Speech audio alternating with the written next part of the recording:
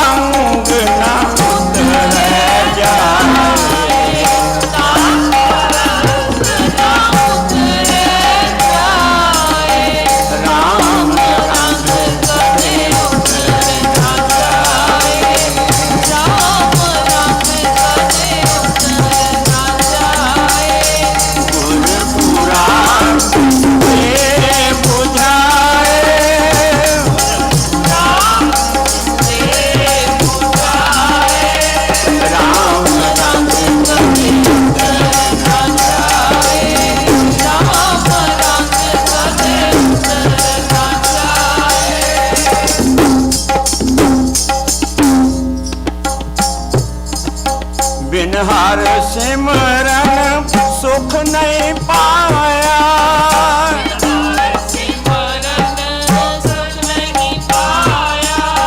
आन रंग फीके सब माया।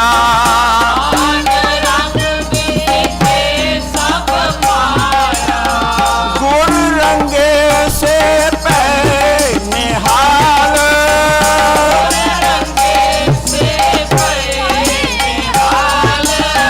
कहो नानक गुर पे है दयाल।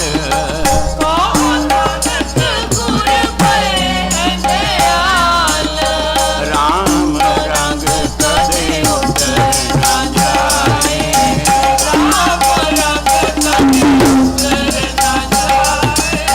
गुर पूरा किसके बुझाए।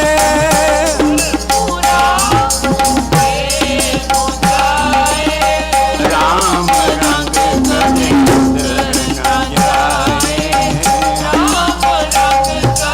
उतर न जाए। राम रंग करे राम रंग करे राम रंग करे उतर न जाए।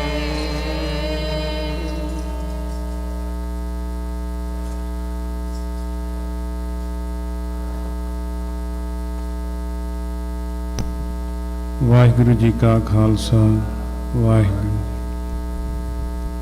ਹੋਲੇ ਮਹੱਲੇ ਦੇ ਸੰਬੰਧ ਦੇ ਵਿੱਚ ਸਮੁੱਚਾ ਪੰਥ ਹੋਲੇ ਮਹੱਲੇ ਨੂੰ ਮਨਾ ਰਿਹਾ ਹੈ। ਗੁਰੂ ਨਾਨਕ ਪਾਤਸ਼ਾਹ ਨੇ ਪੰਥ ਚਲਾਇਆ। ਧੰਨ ਗੁਰੂ ਗੋਬਿੰਦ ਸਿੰਘ ਜੀ ਮਹਾਰਾਜ ਸੱਚੇ ਪਾਤਸ਼ਾਹ ਜੀ ਨੇ ਜੋ ਉਸ ਵੇਲੇ ਹਿੰਦੁਸਤਾਨ ਦੇ ਕਲਚਰ ਦੇ ਵਿੱਚ ਹੋਲੀ ਦਾ ਤਿਉਹਾਰ ਮਨਾਇਆ ਜਾਂਦਾ ਸੀ, ਉਸ ਨੂੰ ਵਿਲੱਖਣ ਰੂਪ ਦਿੱਤਾ। ਵਿਲੱਖਣਤਾ ਦੇ ਨਾਲ ਹੋਲਾ ਮਹੱਲਾ ਨਾਂ ਦੇ ਕੇ ਮਨਾਇਆ ਜਾਣ ਲੱਗਿਆ। ਬਹੁਤ ਸਾਰੇ ਗੁਰਮੁਖ ਪਿਆਰਿਆਂ ਨੇ, ਗੁਰਸਿੱਖਾਂ ਨੇ ਪੰਥ ਦੇ ਵਿੱਚ ਆਪਣਾ ਨਾਮ ਕਮਾਇਆ, ਸੇਵਾ ਕੀਤੀ ਆ, ਕਠਿਨਾਈਆਂ ਝੱਲੀਆਂ, ਜੇਲ੍ਹਾਂ ਕੱਟੀਆਂ।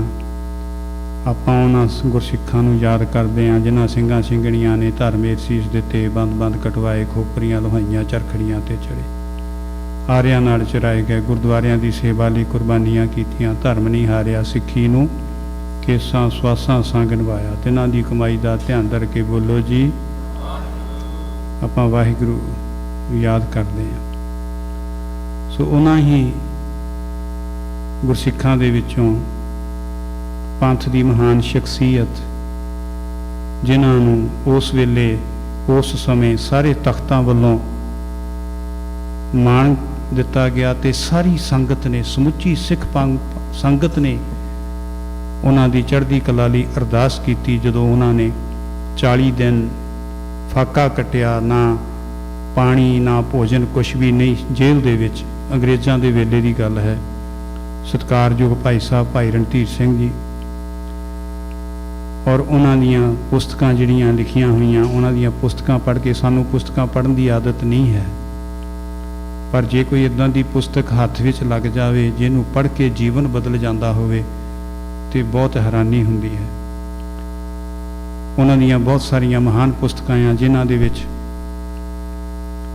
ਸਾਡੇ ਦੁੱਖ ਸੁੱਖ ਕਿਉਂ ਆਉਂਦੇ ਆ, ਸਾਡਾ ਜਨਮ ਦਾ ਬ੍ਰਿਤਾਂਤ ਕੀ ਆ, ਅਧਿਆਤਮਿਕ ਕਰਮ ਫਲਾਸਫੀ ਆ, ਫਿਰ ਇਸ ਮਰਨ ਤੋਂ ਬਾਅਦ ਗੁਰਬਾਣੀ ਦੇ ਵਿੱਚ ਮਰਨ ਤੋਂ ਬਾਅਦ ਦੇ ਵਿੱਚ ਕੀ ਹੁੰਦਾ, ਸਾਡੇ ਜਨਮ ਤੋਂ ਪਹਿਲਾਂ ਕੀ ਸੀ, ਅਣਡਿੱਠੀ ਦੁਨੀਆ, ਸੱਚਖੰਡ ਦਰਸ਼ਨ, ਅਸੀਂ ਵਾਹਿਗੁਰੂ ਜੀ ਦੇ ਦਰਸ਼ਨ ਇਸ ਜਨਮ 'ਚ ਕਿਵੇਂ ਕਰ ਸਕਦੇ ਹਾਂ, ਗੁਰਮਤਿ ਵਿਵੇਕ ਕੀ ਆ, ਗੁਰਮਤਿ ਲੇਖ ਉਹਨਾਂ ਨੇ ਲਿਖੇ ਆ, ਮਹਾਨ ਪੁਸਤਕਾਂ ਦਿੱਤੀਆਂ। ਉਹਨਾਂ ਦੇ ਵਿੱਚੋਂ ਇੱਕ ਪੁਸਤਕ ਜਿਹੜੀ ਸੀ ਬਹੁਤ ਜ਼ਿਆਦਾ ਪ੍ਰਚਲਿਤ ਹੋਈ, ਉਹਦੀ ਭਾਸ਼ਾ ਥੋੜ੍ਹੀ ਜਿਹੀ ਦੂਸਰੀਆਂ ਪੁਸਤਕਾਂ ਨਾਲੋਂ ਸਾਦੀ ਸੀ ਔਰ ਉਹ ਉਹਨਾਂ ਦੇ ਜੀਵਨ ਦੇ ਨਾਲ, ਉਹਨਾਂ ਦੀ ਆਟੋਬਾਇਓਗ੍ਰਾਫੀ ਸੀ, ਉਹਨਾਂ ਦੇ ਜੀਵਨ ਦੇ ਨਾਲ ਜੁੜੀ ਹੋਈ ਸੀ, ਖਾਸ ਕਰਕੇ ਉਸ ਜੀਵਨ ਨਾਲ ਜਿਹੜਾ ਜੇਲ੍ਹ ਵਿੱਚ ਸੀਗਾ, ਵੀ ਜੇਲ੍ਹ ਵਿੱਚ ਕੀ ਕਸ਼ਟ ਸਹੇ ਆ, ਜੇਲ੍ਹ ਵਿੱਚ ਕੀ ਝੱਲਿਆ ਆ।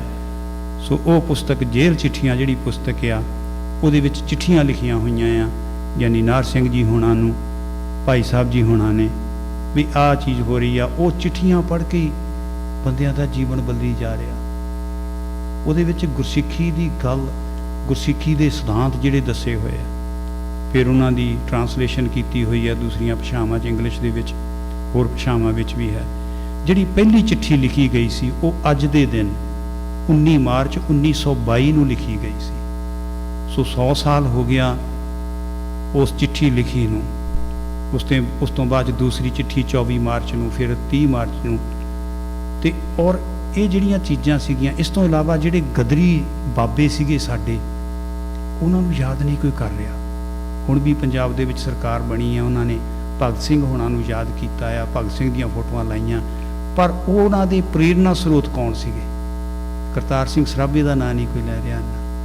ਉਹਨੂੰ ਗਦਰੀ ਯੋਧਿਆਂ ਨੂੰ ਅਣਗੌਲਿਆਂ ਕੀਤਾ। ਤੇ ਸਾਡੇ ਕੋਲ ਅੱਜ ਇੱਕ ਸ਼ਖਸੀਅਤ, ਇਹਨਾਂ ਨੂੰ ਮੈਂ ਪਹਿਲੀ ਵਾਰੀ ਡਰਬੀ ਦੇ ਵਿੱਚ ਮਿਲਿਆ ਸੀ, ਸਾਡੇ ਬਹੁਤ ਹੀ ਸਤਿਕਾਰਯੋਗ ਵੀਰ ਜੀ ਜੈ ਤੇਗ ਸਿੰਘ ਅਨੰਤ। ਇਹਨਾਂ ਨੇ ਉਸ ਚੀਜ਼ ਨੂੰ ਹਿਲਾਇਆ। ਗਦਰੀ ਬਾਬਿਆਂ ਦੇ ਸੰਬੰਧ ਦੇ ਵਿੱਚ ਇਹਨਾਂ ਨੇ ਪੁਸਤਕਾਂ ਲਿਖੀਆਂ। ਫਿਰ ਭਾਈ ਸਾਹਿਬ ਭਾਈ ਰਣਧੀਰ ਸਿੰਘ ਦੀਆਂ ਚਿੱਠੀਆਂ ਇਹਨਾਂ ਨੇ ਆਪ ਸੰਗਤ ਕੀਤੀ, ਉਹਨਾਂ ਦੀ 6-7 ਵਾਰੀ ਉਹਨਾਂ ਨੂੰ ਮਿਲੇ ਆ। ਔਰ ਸਭ ਤੋਂ ਵੱਡੀ ਗੱਲ ਆ ਕਿ ਇਹਨਾਂ ਨੇ ਜਿਹੜਾ ਇਹਨਾਂ ਦਾ ਪਿਛੋਕੜ ਸੀ ਉਹ ਸਿੱਖ ਧਰਮ ਦੇ ਨਾਲ, ਸਿੱਖ ਪੰਥ ਦੇ ਨਾਲ ਜੁੜਿਆ ਹੋਇਆ ਸੀ। ਸੋ ਭਾਈ ਸਾਹਿਬ ਹੋਣਾ ਨੇ ਜਿਹੜੀਆਂ ਪੁਸਤਕਾਂ ਖਾਸ ਜਿਹੜੀਆਂ ਇਹਨਾਂ ਦੀਆਂ ਹੈਗੀਆਂ, ਬੜੀਆਂ ਦੇਣ ਹੈ ਇਹਨਾਂ ਦੀ, ਇਹਨਾਂ ਨੇ ਜਿਹੜੀਆਂ ਕੀਤੀਆਂ ਉਹਦੇ ਵਿੱਚ ਸੀ ਗਦਰ ਲਹਿਰ ਦੀ ਕਹਾਣੀ, ਗਦਰੀ ਯੋਧੇ, ਗਦਰ ਦੀ ਗੂੰਜ। ਤੇ ਇੱਕ ਇਹਨਾਂ ਨੇ ਭਾਈ ਸਾਹਿਬ ਜੀ ਤੇ ਹੋਣਾ ਤੇ ਸਿਮਰਤੀ ਗ੍ਰੰਥ ਲਿਖਿਆ ਭਾਈ ਸਾਹਿਬ ਭਾਈ ਰਣਧੀਰ ਸਿੰਘ ਤੇ, ਜਿਹੜੀਆਂ ਫੋਟੋਆਂ ਕਿਸੇ ਕੋਲ ਨਹੀਂ ਸੀ, ਉਹ ਫੋਟੋਆਂ ਲਾ ਕੇ ਉਹਨਾਂ ਨੇ ਪੁਸਤਕ ਤਿਆਰ ਕੀਤੀ, ਵੱਡੇ ਆਕਾਰ ਦੀ ਪੁਸਤਕ ਹੈ। ਤੇ ਗਦਰੀ ਯੋਧੇ ਪੁਸਤਕ ਜਿਹੜੀ ਸੀ, ਇਹ ਪਹਿਲੇ ਆਪਣੇ ਲੇਖਕ ਹੈਗੇ ਆ ਕੈਨੇਡਾ ਦੇ, ਜਿਨ੍ਹਾਂ ਨੂੰ ਉੱਥੇ ਪੰਜਾਬ ਵਿੱਚ ਪੰਜਾਬੀ ਭਾਸ਼ਾ ਵਿਭਾਗ ਵੱਲੋਂ ਸਰਵੋਤਮ ਪੁਰਖ ਦਾ ਅਵਾਰਡ ਜਿਹੜਾ ਉਹ ਮਿਲਿਆ ਹੈਗਾ। ਤਾਂ ਭਾਈ ਸਾਹਿਬ ਜੀ ਇੱਥੇ ਹਾਜ਼ਰ ਆ, ਮੈਂ ਉਹਨਾਂ ਨੂੰ ਬੇਨਤੀ ਕਰੂੰਗਾ ਕਿ ਉਹ ਸਟੇਜ ਤੇ ਆ ਜਾਣ। ਤੇ ਉਹ ਜਿਹੜੀਆਂ ਚਿੱਠੀਆਂ ਸੀਗੀਆਂ, ਗਿਆਨੀ ਨਾਰ ਸਿੰਘ ਜੀ ਹੋਣਾ ਦਾ ਇਹ ਹਰੇਕ ਸਾਲ ਜਨਮ ਦਿਨ ਮਨਾਉਂਦੇ ਆ, ਔਰ ਆ ਕੋਵਿਡ ਦਾ ਕਰਕੇ ਥੋੜਾ ਜਿਹਾ ਹੋ ਗਿਆ। ਔਰ ਇਹਨਾਂ ਨੂੰ ਇੱਕ ਹੋਰ ਆਪ ਜੀ ਨੇ, ਜਿੰਨੇ ਕੀਰਤਨ ਕਰਨ ਵਾਲੇ ਆਪ ਜੀ ਹੋ, ਆਪਾਂ ਹੁਣ ਕੀਰਤਨ ਫੋਨ ਤੋਂ ਕਰਦੇ ਹਾਂ, ਪਹਿਲਾਂ ਕੀਰਤਨ ਕਿੱਥੋਂ ਕਰਦੇ ਸੀ? ਅੰਮ੍ਰਿਤ ਕੀਰਤਨ ਤੋਂ। ਔਰ ਅੰਮ੍ਰਿਤ ਕੀਰਤਨ ਦੇ ਰਾਈਟਰ ਦਾ ਕੋਈ ਨਾਂ ਨਹੀਂ ਹੈ। ਉਹ ਭਾਈ ਸਾਹਿਬ ਜੀ ਦੇ ਪਿਤਾ ਜੀ ਸਰਦਾਰ ਹਰਚੰਦ ਸਿੰਘ ਜੀ, ਉਹਨਾਂ ਨੇ ਉਹ ਅੰਮ੍ਰਿਤ ਕੀਰਤਨ ਦੀ ਜਿਹੜੀ ਪੋਥੀ ਹੈ ਉਹ ਤਿਆਰ ਕੀਤੀ ਸੀ, ਉਹਨਾਂ ਨੇ ਆਪਣਾ ਨਾਂ ਨਹੀਂ ਦਿੱਤਾ। ਸੋ ਇਹ ਉਹਨਾਂ ਦੀ ਸੰਗਤੋਂ ਕਰਦੇ ਆਏ ਆ, ਉਹਨਾਂ ਦੀ ਸਮਿਆਂ 'ਚ ਵਿਚਰਦੇ ਆਏ ਆ। ਤੇ ਇਹਨਾਂ ਦੀਆਂ ਪ੍ਰੈਜੈਂਟੇਸ਼ਨਸ ਜਿਹੜੀਆਂ ਇੰਗਲੈਂਡ ਦੇ ਵਿੱਚ, ਉੱਥੇ ਬਹੁਤ, ਅਸੀਂ ਤਾਂ ਇਹਨਾਂ ਦੀ ਉੱਥੇ ਪੂਰੇ ਗੈਲਰੀ ਦੇ ਵਿੱਚ ਜਿੰਨੀਆਂ ਫੋਟੋਆਂ ਅਸੀਂ ਵੱਡੀਆਂ ਕਰਕੇ ਲਾਈਆਂ ਸੀ, ਤੇ ਇਹਨਾਂ ਨੇ ਉੱਥੇ ਬਹੁਤ ਵਧੀਆ ਢੰਗ ਦੇ ਨਾਲ ਇਹਨਾਂ ਨੇ ਦੱਸਿਆ ਸੀ। ਔਰ ਕਈ ਚੀਜ਼ਾਂ ਦਾ ਅਸੀਂ ਪੁਸਤਕਾਂ ਵੀ ਪੜ੍ਹੀਆਂ ਆ, ਪੜ੍ਹਦੇ ਵੀ ਆ, ਕਈਆਂ ਚੀਜ਼ਾਂ ਦਾ ਸਾਨੂੰ ਵੀ ਨਹੀਂ ਸੀ ਪਤਾ। ਸੋ ਇਹ ਭਾਈ ਸਾਹਿਬ ਜੀ ਹੋਣਾ ਦੀ ਇਹ ਖਾਸੀਅਤ ਆ ਕਿ ਸੱਚੇ ਪਾਤਸ਼ਾਹ ਦੀ ਕਿਰਪਾ ਆ, ਔਰ ਇਹਨਾਂ ਨੇ ਇਹ ਸੇਵਾਵਾਂ ਕੀਤੀਆਂ ਆ। ਆਓ ਇਹਨਾਂ ਦੇ ਕੋਲੋਂ ਆਪਾਂ ਕੁਝ ਸਮਾਂ ਉਹ ਪੁਸਤਕਾਂ ਬਾਰੇ, ਖਾਸ ਕਰਕੇ ਜੇਲ੍ਹ ਚਿੱਠੀਆਂ ਦੇ, ਪਹਿਲੀ ਚਿੱਠੀ ਕਿਸ ਤਰ੍ਹਾਂ ਦੀ, ਜੇਲ੍ਹ ਚਿੱਠੀਆਂ ਦੇ ਬਾਰੇ, ਜੋ ਵੀ ਭਾਈ ਸਾਹਿਬ ਜੀ ਹੋਣਾ ਦਾ ਉਹਨਾਂ ਦਾ ਜੀਵਨ ਸੀਗਾ, ਕੁਛ ਇਹ ਆਪਣੇ ਜਿਹੜੇ ਇਹਨਾਂ ਦੇ ਤਜਰਬੇ ਉਹਨਾਂ ਦੇ ਨਾਲ, ਤੇ ਕੁਛ ਜਿਹੜੀਆਂ ਚੀਜ਼ਾਂ ਇਤਿਹਾਸਕ ਤੱਥਾਂ ਦੇ ਨਾਲ ਆਪ ਜੀ ਦੇ ਨਾਲ ਸਾਂਝ ਪਾਉਣਗੇ। ਸਤਿਕਾਰਯੋਗ ਭਾਈ ਜੈ ਤੇਗ ਸਿੰਘ ਜੀ ਅਨੰਤ। ਵਾਹਿਗੁਰੂ ਜੀ ਕਾ ਖਾਲਸਾ, ਵਾਹਿਗੁਰੂ ਜੀ ਕੀ ਫਤਿਹ।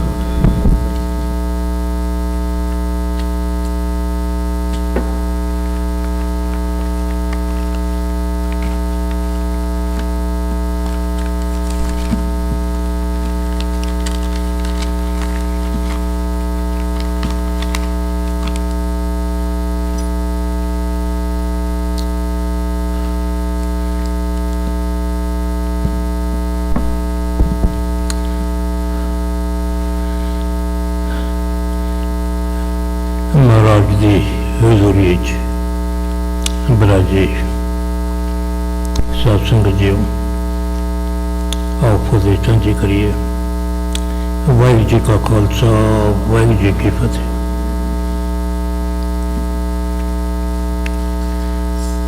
ਜਿਹੜਾ ਅੱਜ ਮੈਨੂੰ ਤੁਹਾਡੇ ਦਰਸ਼ਨ ਕਰਨ ਦਾ ਜਿਹੜਾ ਸੁਭਾਗ ਪ੍ਰਾਪਤ ਹੋਇਆ ਹੈ, ਉਹ ਜਿਹੜੀ ਮੇਰਾ ਵਿਸ਼ਾ ਜਿਹੜਾ ਹੈ, ਇਹ ਅੱਜ ਦਾ ਦਿਨ एक बड़ा मुकद्दस दिन है, बहुत ही इतिहासक दिन है। अज तो 100 साल पहला राजमंदरी जेल विच भाई साहब भाई रणधीर सिंह जी, जिन्होंने इबादत ते बगावत का मुजस्मा कहते हैं, जिन्होंने पंथ की सून चिड़ी कहते हैं, जो कहनी ते करनी का सूरमा से जिहड़ा गुरमत मार्ग का पांधी से, उन्हें उस जेल दे विच जेल चिट्ठियां की आरंभता की। अज का दिहाड़ा 19 मार्च को उन्होंने पहली चिट्ठी जिहड़ी है राजमंदरी जेल के विचों लिखी गई सी। ये जिहड़ी चिट्ठी सी उन्होंने अपने अत प्यारे जिहड़े उन्होंने संगी साथी सन, जिहड़े उन्होंने नाल लाहौर कॉन्स्पिरेंसी केस दे विच उन्होंने सजा हुई सी, ये चिट्ठियां ज्ञानी नाहर सिंह जी ने लिखिया सन। भाई साहब का जन्म 1978 का सी, ज्ञानी जी का जन्म 1878 का जिहड़ा जन्म भाई साहब का सी, तो ज्ञानी नाहर सिंह जी का जन्म 1892 का। उन्होंने तो 14 साल छोटे सन। भाई साहब नारंगवाल के सन तो वो गुजरवाल के सन। ये जिहड़े मैं कुछ तुहाडे नाल डायलॉग शेयर कर रहे हैं, इस भाई साहब तो नाहर सिंह विच ही रहणगे वधेरे तौर पर, जदों कि भाई साहब के नाल जिहड़ा फिरोजपुर कांड सी, वो करीब 60 तो उत्ते जिहड़े सी ਸਿੰਘਾਂ ने नौजवानों ने उहदे विच अपनी जिहड़ी है शहादत कह लो, अपनी जिहड़ी है उहदे च शामिल हुए सन। मगर उन्होंने चो जिहड़े सजा हुई सी वो सिर्फ 22 जणियां नूं हुई सी। इस करके इहदे लई जरूरी है कि भाई साहब किवें राजमंदरी जेल च आए ने, भाई साहब का नाहर सिंह का कनैक्शन कदों तो कित्थों बनिया, ये चिट्ठियां होरां नूं क्यों नहीं लिखिया गई, भाई सज्जन सिंह नारंगवाल नूं क्यों नहीं लिखी, भाई सुरजन सिंह गुजरवाल नूं क्यों नहीं लिखी, भाई अतर सिंह ढेकमपुर नूं क्यों नहीं लिखी गई, भाई दलीप सिंह फल्लेवाल नूं क्यों नहीं लिखी। ये चिट्ठियां जो लिखिया गई ने वो चिट्ठियां मानयोग भाई नाहर सिंह जी नूं लिखिया गई ने। मैं इत्थे दसना चाहता हाँ कि भाई नाहर सिंह जिहड़े सन, उन्होंने जिहड़ा संबंध है भाई साहब का, ये करीब 1909 के विच मालवा खालसा स्कूल तो शुरू होंदा। पहले जिहड़े स्कूल सन वो मुसलमानों के लीजियां के लुधियाने स्कूल सी या गोरियां के स्कूल सी। मालवा खालसा स्कूल की जिहड़ी होंद वो 1909 के विच लुधियाने दे विच हुई। उन्होंने एक किस्म का गदर की जिहड़े हैं नौजवानों की एक छावनी भी कहा जाता है कि भाई साहब इत्थे हर बुधवार ते हर एतवार नूं इत्थे कीर्तन करते सन बोर्डिंग हाउस बच्चों के विच। बच्चों के विच जिहड़ा सिੱਖੀ का जज्बा है वो भाई साहब ने एक कीर्तन के द्वारा शुरू किया सी और उत्थे गुरपुरबां ते अमृत संचार होंदा खंडे बाटे का, और बच्चों नूं सिੱਖੀ दे नाल बाणी ते बाणी दे नाल जोड़ना ये सी। ज्ञानी नाहर सिंह जी उस मालवा खालसा स्कूल के जिहड़ी भुजंगी सभा सी, भुजंगी सभा दे विच वो उन्हां दे सकत्तर सन, जिहदे नाल भाई साहब दा उन्हां दे नाल। मैं इत्थे दसना चाहुंदा हाँ कि जदों रकाबगंज का मसला चल रहा सी और उस वक्त 30 मई 1914 में लाहौर के लंडा बाजार के एक मीटिंग हुई सी रकाबगंज के सिलसिले। उस मीटिंग के विच जिथे साडे हैडमास्टर धर्म सिंह, इकबाल सिंह बूपा राय ते होर सज्जन गए, उस मीटिंग के विच ज्ञानी नाहर सिंह जी ने भी अपनी शमूलियत की सी। तुहानूं ये पता होना चाहिए कि हिंदुस्तान की आज़ादी का असीं तां भाई साहब को तो कीर्तन के रूप में लिया, एक कीर्तनी सन बड़े बड़े, मगर उन्हों का जिहड़ा गदरी स्वरूप से वो असीं घट जानते हैं। ਜਿਹੜੀ ਮੇਰੀ ਗੱਲ ਹੈ ਉਹ ਗਦਰ ਦੇ ਦੁਆਲੇ ਵਿੱਚ ਹੀ ਹੋਏਗੀ। ਪੋਇਨਰ ਜਿਹੜੇ ਹਿੰਦੁਸਤਾਨ ਦੀ ਆਜ਼ਾਦੀ ਦਾ ਹਿੰਦੁਸਤਾਨ ਵਿੱਚ ਪੋਇਨਰ ਜਿਹੜਾ ਸੀ ਪੰਜਾਬ ਦੇ ਵਿੱਚ, ਉਹ ਭਾਈ ਸਾਹਿਬ ਭਾਈ ਰਣਜੀਤ ਸਿੰਘ ਸਨ। ਬਾਬਾ ਵਿਸਾਖਾ ਸਿੰਘ ਅਮਰੀਕਾ 'ਚ ਇੰਡੀਆ ਗਏ ਨੇ, ਕਰਤਾਰ ਸਿੰਘ ਸਰਾਭਾ ਅਮਰੀਕਾ 'ਚ ਗਿਆ, ਹੋਰ ਜਿੰਨੇ ਵੀ ਗਏ ਨੇ, ਕੋਈ ਫਿਲੀਪਾਈਨ ਦੇ ਵਿੱਚੋਂ ਗਿਆ, ਕੋਈ ਕੈਨੇਡਾ ਦੇ ਵਿੱਚੋਂ ਗਿਆ, ਕੋਈ ਇਸ ਤਰ੍ਹਾਂ ਦੂਜੇ ਮੁਲਕਾਂ ਦੇ ਵਿੱਚੋਂ ਗਏ। ਉਹ ਸਮਾਂ ਸੀ ਜਦੋਂ ਪਹਿਲਾ ਮਹਾਜਨ ਚੱਲ ਰਿਹਾ ਸੀ, ਔਰ ਇਹ ਫੈਸਲਾ ਕੀਤਾ ਕਿ ਹਿੰਦੁਸਤਾਨ ਦੇ ਵਿੱਚ ਗਦਰ ਦੀ ਜਿਹੜੀ ਇਹ ਗੂੰਜ ਕੀਤੀ ਜਾਏ ਔਰ ਮੁਲਕ ਨੂੰ ਆਜ਼ਾਦ ਕੀਤਾ ਜਾਏ। ਉਸ ਵਕਤ ਇੱਥੇ ਹੀ ਸਟਾਕਟਨ ਦੇ ਵਿੱਚ, ਅਮਰੀਕਾ ਦੇ ਵਿੱਚ ਔਰ ਕੈਨੇਡਾ 'ਚ ਵਿਚਾਰ ਕੀਤਾ ਗਿਆ ਕਿ ਹਿੰਦੁਸਤਾਨ ਸਾਡੀ ਕੌਮ ਇਹ ਕਰੇਗਾ ਪੈਰਵੀ, ਜਿਨ੍ਹਾਂ 'ਚੋਂ ਸਾਡੇ ਸਤਿਕਾਰਯੋਗ ਜਿਹੜੇ ਕਿ ਬਜ਼ੁਰਗ ਗਦਰੀ ਸਨ, ਉਹ ਚਾਈਨਾ ਤੋਂ ਗਏ ਸਨ, ਉਹਨਾਂ ਦਾ ਇਹਦੇ 'ਚ ਬੜਾ ਵੱਡਾ ਰੋਲ ਸੀ। ਉਹਦੇ 'ਚ ਇਹ ਫੈਸਲਾ ਕੀਤਾ ਕਿ ਇਹਦੇ ਵਿੱਚ ਹਿੰਦੁਸਤਾਨ ਦੇ ਵਿੱਚ ਗਦਰ ਦੀ ਜਿਹੜੀ ਹੈ ਉਹ ਭਾਈ ਰਣਜੀਤ ਸਿੰਘ ਜਿਹੜੇ ਨਾਰੰਗਵਾਲ, ਉਹ ਭਾਈ ਸਾਹਿਬ ਨੂੰ ਨਾਰੰਗਵਾਲ ਇਹ ਸਾਰੇ ਜਿਹੜੇ ਸਾਥੀ ਸਨ, ਇਹ ਜਾ ਕੇ ਉਹਨਾਂ ਨੂੰ ਮਿਲੇ, ਉਹਨਾਂ ਨੂੰ ਬੇਨਤੀ ਕੀਤੀ ਕਿ ਅਸੀਂ ਚਾਹੁੰਦੇ ਹਾਂ ਕਿ ਤੁਸੀਂ ਇਹਦੇ 'ਚ ਅਗਵਾਈ ਸਾਡੀ ਕਰੋ।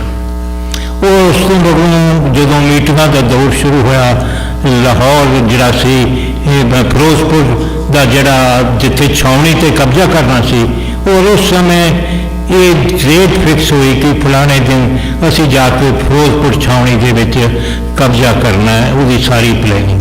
ਉਹ ਉਸ ਤੋਂ ਪਹਿਲਾਂ ਇਹ ਕਾਫੀ ਮੀਟਿੰਗ ਜਿਹੜੀਆਂ ਕਈ ਥਾਵਾਂ 'ਤੇ ਹੋਈਆਂ ਨੇ, ਜਿਨ੍ਹਾਂ 'ਚੋਂ ਇੱਕ ਮੀਟਿੰਗ ਜਿਹੜੀ ਸੀ 14 ਫਰਵਰੀ ਨੂੰ ਗੁੱਜਰਵਾਲ ਮੀਟਿੰਗ ਹੋਈ ਸੀ, ਜਿਹਦੇ ਵਿੱਚ ਸਾਡੇ ਕਾਫੀ ਜਿਹੜੇ ਬੰਦੇ ਨੇ, ਭਾਈ ਈਸ਼ਰ ਸਿੰਘ ਢੁੱਡੀਕੇ ਔਰ ਭਾਈ ਉਤਮ ਸਿੰਘ ਹੰਸ, ਭਾਈ ਸਾਹਿਬ ਭਾਈ ਰਣਜੀਤ ਸਿੰਘ ਜੀ, ਔਰ ਇਸ ਤੋਂ ਇਲਾਵਾ ਗਿਆਨੀ ਨਾਹਰ ਸਿੰਘ ਵੀ ਉਸ ਮੀਟਿੰਗ ਵਿੱਚ ਸੀ।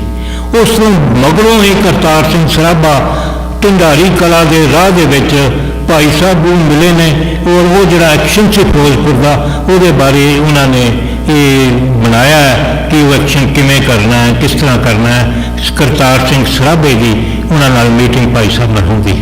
ਮਗਰ ਇੱਥੇ ਮੈਂ ਤੁਹਾਨੂੰ ਇਹ ਦੱਸਣਾ ਚਾਹਾਂਗਾ ਕਿ ਕਰਤਾਰ ਸਿੰਘ ਸਰਾਭੇ ਨੇ ਭਾਈ ਸਾਹਿਬ ਨੂੰ ਇਹ ਗੱਲ ਕਹੀ ਹੈ ਕਿ ਤੁਸੀਂ ਫਲਾਣੇ ਦਿਨ ਫਲਾਣੇ ਸਮੇਂ ਲੁਧਿਆਣੇ ਤੋਂ ਗੱਡੀ ਫੜਨੀ ਹੈ। ਭਾਈ ਸਾਹਿਬ ਨੇ ਉਹਦੇ ਬਚਨ ਸੁਣ ਲਏ ਨੇ, ਮਗਰ ਆਪਣੇ ਦਿਲ ਦੀ ਗੱਲ ਉਹਨਾਂ ਨਾਲ ਸਾਂਝੀ ਨਹੀਂ ਕੀਤੀ। ਸਰਾਭਾ ਤਾਂ ਭਾਈ ਸਾਹਿਬ ਤੋਂ ਕਾਫੀ ਛੋਟਾ ਸੀ। ਜਿਸ ਦਿਨ ਇਹ ਐਕਸ਼ਨ ਹੋਣਾ ਸੀ, ਭਾਈ ਸਾਹਿਬ ਆਪਣੇ ਜਥੇ ਦੇ ਨਾਲ 60 ਬੰਦਿਆਂ ਨਾਲ ਲੁਧਿਆਣੇ ਦੀ ਥਾਂ ਮੁੱਲਾਂਪੁਰ ਤੋਂ ਇਹ ਭਾਈ ਸਾਹਿਬ ਜੀ ਗੱਡੀ ਫੜਦੇ ਨੇ, ਔਰ ਨਾਲ ਇਹਨਾਂ ਦੇ ਇਹ ਢੋਲਕੀ ਛੈਣੇ ਇਹ ਕੀਰਤਨ ਕਰਦੇ ਹੋਏ ਫਿਰੋਜ਼ਪੁਰ ਨੂੰ ਕੂਚ ਕਰਦੇ ਨੇ, ਜਿਹਦੇ 'ਚ ਗਿਆਨੀ ਨਾਹਰ ਸਿੰਘ ਵੀ ਇਹਨਾਂ ਦੇ ਨਾਲ ਸੀ। ਉਹ ਜਦੋਂ ਰਾਹ 'ਚ ਚੈਕਿੰਗ ਹੁੰਦੀ ਹੈ, ਉਹਨਾਂ ਨੇ ਇਹੀ ਸੋਚਿਆ ਕਿ ਕੋਈ ਬਰਾਤ ਜਾ ਰਹੀ ਹੈ, ਵਿਆਹ ਦੇ ਨੇ ਬੰਦੇ, ਇਹ ਸੱਚਲੀ ਕਿਸੇ ਨੂੰ ਇਹਨਾਂ 'ਤੇ ਐਕਸ਼ਨ ਨਹੀਂ, ਕੋਈ ਸ਼ੱਕ ਨਹੀਂ ਹੋਇਆ। ਜਦੋਂ ਫਿਰੋਜ਼ਪੁਰ ਟਿਕਾਣੇ 'ਤੇ ਪਹੁੰਚ ਜਾਂਦੇ ਨੇ, ਉਹ ਜਿੱਥੇ ਇਹਨਾਂ ਨੇ ਐਕਸ਼ਨ ਕਰਨਾ ਸੀ ਉਹ ਫਲਾਪ ਹੋ ਜਾਂਦਾ ਹੈ। ਔਰ ਇਸ ਤਰ੍ਹਾਂ ਜਿਹੜੇ ਗਦਰੀ ਭਾਈ ਸਾਹਿਬ ਨਾਲ ਵੀ ਗਏ ਹੁੰਦੇ ਨੇ ਜਾਂ ਦੂਜੀ ਥਾਵਾਂ ਤੋਂ ਵੀ ਆਏ ਹੁੰਦੇ ਨੇ, ਉਹ ਸਾਰੇ ਖਿੰਡ ਪੁੰਡ ਜਾਂਦੇ ਨੇ। ਇਸੇ ਤਰ੍ਹਾਂ ਭਾਈ ਸਾਹਿਬ ਨਾਭੇ, ਕਿਉਂਕਿ ਉਹਨਾਂ ਦੇ ਪਿਤਾ ਭਾਈ ਨੱਥਾ ਸਿੰਘ ਨਾਭੇ ਜੱਜ ਸਨ, ਉਹ ਉੱਥੇ ਚਲੇ ਜਾਂਦੇ ਨੇ। ਗਿਆਨੀ ਨਾਹਰ ਸਿੰਘ ਗੁੱਜਰਵਾਲ ਚਲੇ ਜਾਂਦੇ ਨੇ। ਇਸੇ ਤਰ੍ਹਾਂ ਸੱਜਣ ਸਿੰਘ ਲਾਲ ਸਿੰਘ ਨਾਰੰਗਵਾਲ ਚਲੇ ਜਾਂਦੇ ਨੇ, ਔਰ ਇਸੇ ਤਰ੍ਹਾਂ ਹਰਭਜਨ ਸਿੰਘ ਚਮਿੰਡਾ ਆਪਣੇ ਆਪਣੇ ਘਰਾਂ ਚਲੇ ਜਾਂਦੇ ਨੇ। ਉਹ ਮੈਂ ਇੱਥੇ ਇਹ ਦੱਸਣਾ ਚਾਹੁੰਦਾ ਹਾਂ ਕਿ 9 ਮਈ ਨੂੰ ਭਾਈ ਸਾਹਿਬ ਨੂੰ ਨਾਭੇ ਤੋਂ ਗ੍ਰਿਫਤਾਰ ਕਰ ਲਿਆ ਜਾਂਦਾ, ਔਰ ਇਸੇ ਤਰ੍ਹਾਂ 25 ਜੂਨ ਨੂੰ ਭਾਈ ਸਾਹਿਬ ਨੂੰ ਗਿਆਨੀ ਨਾਹਰ ਸਿੰਘ ਨੂੰ ਇੱਥੋਂ ਗੁੱਜਰਵਾਲ ਤੋਂ ਗ੍ਰਿਫਤਾਰ ਕਰ ਲਿਆ ਜਾਂਦਾ ਹੈ। ਉਸ ਤੋਂ ਮਗਰੋਂ ਇਹ ਸਾਰਿਆਂ ਨੂੰ ਜਿਹੜਾ ਹੈ ਲੁਧਿਆਣੇ ਦੇ ਵਿੱਚ ਇਹਨਾਂ ਨੂੰ ਜਿਹੜਾ ਸੀ ਥਾਣੇ ਦੇ ਵਿੱਚ ਔਰ ਜੇਲ੍ਹ ਦੇ ਵਿੱਚ ਉੱਥੇ ਲੁਧਿਆਣੇ ਰੱਖਿਆ ਜਾਂਦਾ ਹੈ।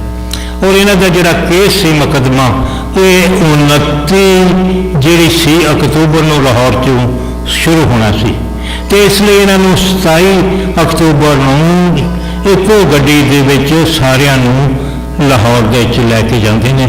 29 ਅਕਤੂਬਰ ਨੂੰ ਇਹ ਮੁਕੱਦਮਾ ਸ਼ੁਰੂ ਹੁੰਦਾ, ਜਿਹਦਾ ਫੈਸਲਾ 30 ਮਾਰਚ 1916 ਨੂੰ ਹੁੰਦਾ ਹੈ। ਉਹ 3 ਜੱਜ ਹੁੰਦੇ ਨੇ। ਉਸ ਮੁਕੱਦਮੇ ਦੇ ਫੈਸਲੇ ਵਿੱਚ ਭਾਈ ਸਾਹਿਬ ਤੇ ਇਹਨਾਂ ਦੇ ਸਾਥੀਆਂ ਨੂੰ ਉਮਰ ਕੈਦ, ਕਾਲੇ ਪਾਣੀ ਦੀ ਸਜ਼ਾ ਤੇ ਜਾਇਦਾਦ ਜ਼ਬਤੀ ਦੀ ਸਜ਼ਾ ਦਿੱਤੀ ਜਾਂਦੀ ਹੈ। ਔਰ ਉਸ ਸਮੇਂ ਜਦੋਂ ਇਹ ਕਾਰਜ ਕੀਤਾ ਜਾਂਦਾ ਹੈ ਉਹਦੇ ਵਿੱਚ ਹੀ ਜਿਹੜੇ ਨਾਲ ਇਹ ਆਪਣੇ ਗਿਆਨੀ ਨਾਹਰ ਸਿੰਘ ਜੀ ਨੇ ਇਹਨਾਂ ਨੂੰ ਵੀ ਸਜ਼ਾ ਦਿੱਤੀ ਜਾਂਦੀ ਹੈ। ਇਹ ਸਾਰਿਆਂ ਨੂੰ ਲਾਹੌਰ ਸੈਂਟਰਲ ਜੇਲ੍ਹ ਤੋਂ 4 ਅਪ੍ਰੈਲ 1916 ਨੂੰ, ਅੱਧੇ ਬੰਦਿਆਂ ਨੂੰ ਤਾਂ ਇੱਥੇ ਸ਼ਿਫਟ ਕੀਤਾ ਜਾਂਦਾ ਹੈ ਮੁਲਤਾਨ ਜੇਲ੍ਹ ਦੇ ਵਿੱਚ, ਬਾਕੀ ਜਿਹੜੇ ਹੁੰਦੇ ਨੇ ਉਹਨਾਂ ਨੂੰ ਮਿੰਟਗੁਮਰੀ ਕੀਤਾ ਜਾਂਦਾ ਹੈ, ਜਿਨ੍ਹਾਂ ਦੇ ਵਿੱਚੋਂ ਇਹ ਗਿਆਨੀ ਨਾਹਰ ਸਿੰਘ ਨੇ, ਬਾਬਾ ਸੁਰਜਨ ਸਿੰਘ ਨੇ ਹੋਰ। ਉਹਦਾ ਕਾਰਨ ਇਹ ਸੀ ਕਿ ਇਹਨਾਂ ਦੀ ਉਮਰਾਂ ਛੋਟੀਆਂ ਸਨ ਤੇ ਫਰੰਗੀ ਸਰਕਾਰ ਨੇ ਫੈਸਲਾ ਕੀਤਾ ਹੋਇਆ ਸੀ ਕਿ ਇਹਨਾਂ ਨੂੰ ਉਮਰ ਕੈਦ ਨਹੀਂ, ਇਹਨਾਂ ਨੂੰ ਸਮੇਂ ਤੋਂ ਪਹਿਲਾਂ ਅਸੀਂ ਰਿਹਾ ਕਰ ਦੇਣਾ ਹੈ।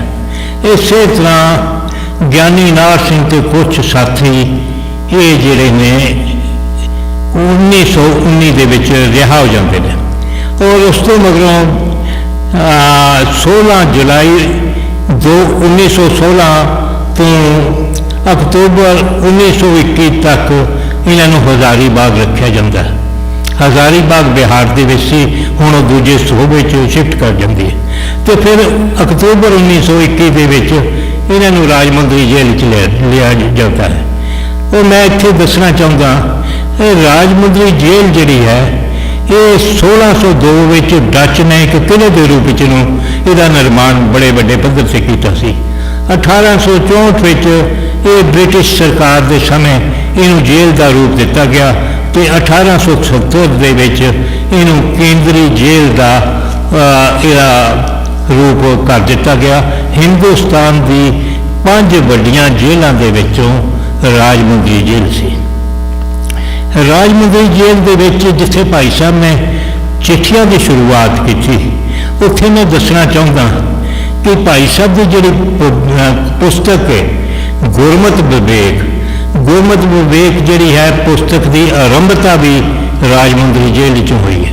ਇਹ ਜਿਹੜੀ ਪੁਸਤਕ ਸੀ ਗੁਰਮਤਿ ਵਿਵੇਕ, ਇਹ 224 ਪੰਨਿਆਂ ਦੀ ਇਹ ਪੁਸਤਕ ਭਾਈ ਸਾਹਿਬ ਨੇ 1922 ਵਿੱਚ ਇਹ ਇਸ ਰਾਜਮੰਦਰੀ ਜੇਲ੍ਹ ਵਿੱਚ ਬੰਦੀ ਸਮੇਂ ਲਿਖੀ ਗਈ ਸੀ। ਔਰ ਜਿਸ ਦੀ ਪ੍ਰਕਾਸ਼ਨ ਜੁਲਾਈ 1946 ਵਿੱਚ ਕੀਤੀ ਗਈ।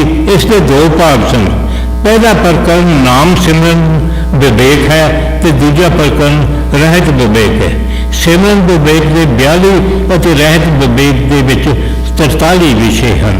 ਉਹ ਮੈਂ ਇੱਥੇ ਦੱਸਣਾ ਚਾਹੁੰਦਾ ਕਿ ਜਿਹੜੇ ਗਿਆਨੀ ਨਾਹਰ ਸਿੰਘ ਜੀ ਸਨ, ਉਹਨਾਂ ਨੇ ਜਿਹੜੀਆਂ ਚਿੱਠੀਆਂ ਲਿਖੀਆਂ ਗਈਆਂ, ਇਹ ਟੋਟਲ ਚਿੱਠੀਆਂ 25 ਨੇ। ਬਹੁਤੀਆਂ ਚਿੱਠੀਆਂ ਰਾਜਮੰਦਰੀ ਜੇਲ੍ਹ ਵਿੱਚੋਂ ਨੇ, ਕੁਝ ਚਿੱਠੀਆਂ ਨਾਗਪੁਰ ਜੇਲ੍ਹ ਵਿੱਚੋਂ ਲਿਖੀਆਂ ਗਈਆਂ ਨੇ।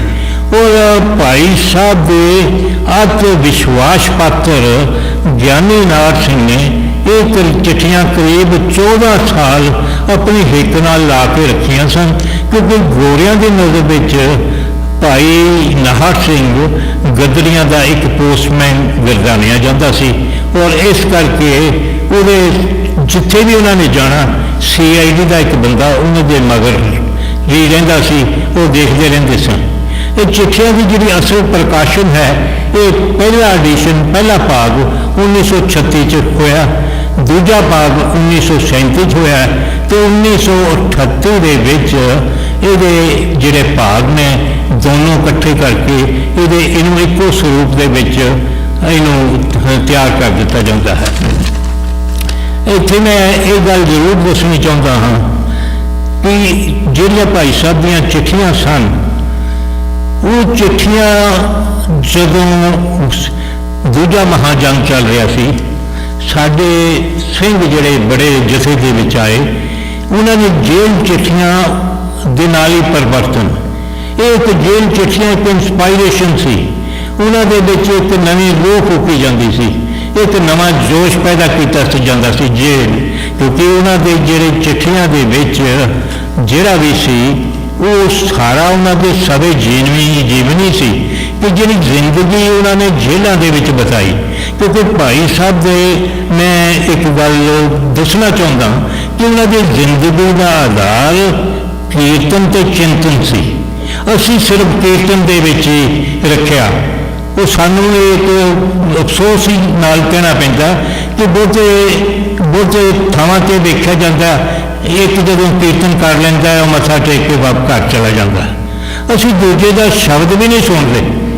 ਭਾਈ ਸਾਹਿਬ ਦੀਆਂ ਕਿਤਾਬਾਂ ਤੋਂ ਇੰਨੀ ਐਲਰਜੀ ਸਾਨੂੰ ਕਦੇ ਵੀ ਚਿੰਤਨ ਕਰਨ ਦੀ ਸਾਨੂੰ ਸਮਝ ਨਹੀਂ ਮਿਲਿਆ ਕਿ ਭਾਈ ਸਾਹਿਬ ਦੀਆਂ ਕਿਤਾਬਾਂ ਦੀ ਧੂੜ ਲਾ ਦਈਏ ਕਿ ਦੇਖੀਏ ਭਾਈ ਸਾਹਿਬ ਨੇ ਗੁਰਮਤਿ ਵਿਵੇਕ ਦੇ ਵਿੱਚ ਕੀ ਲਿਖਿਆ ਹੈ, ਫਲਾਣੀ ਕਿਤਾਬ ਦੇ ਵਿੱਚ ਕੀ ਲਿਖਿਆ, ਉਹਨਾਂ ਦਾ ਅਮੀਰ ਫਲਸਫਾ ਕੀ ਹੈ।